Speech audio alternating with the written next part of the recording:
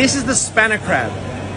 And for connoisseurs, the spanner crab is arguably Australia's most special crab. As you can see, it's pretty weird looking. It's orange even when it's alive. It's got skinny little claws, chubby little toddler legs, and all the meat's inside the body. Now, Aussies traditionally like claw meat and leg meat in their crabs, but the crab lovers will tell you the best stuff's in the body. It's sweeter, it's juicier, it's fattier, particularly coming into winter when these guys put on fat. They look hard to eat, but they are not. Very easy to cook, boil, steam, throw it on a fire, doesn't really matter.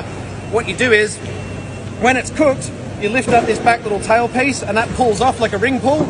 A little seam opens up here, grab the legs like this and you get your fingers in and this top shell just comes off in one piece. And it comes away at this little seam here.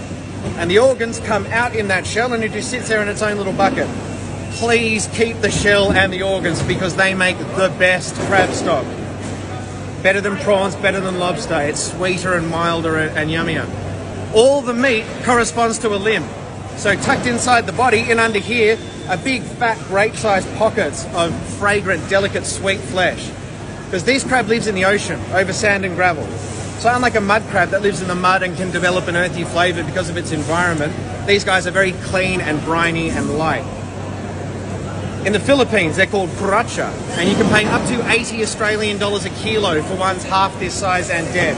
In Hawaii, it's called the Kona crab, and you'll pay about $130 a kilo.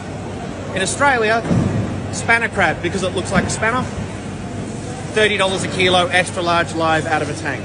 We have way more than we utilise. They're really sustainable. They catch them in dillies. There is zero bycatch. If you haven't tried a spanner crab, try one today. They are incredible.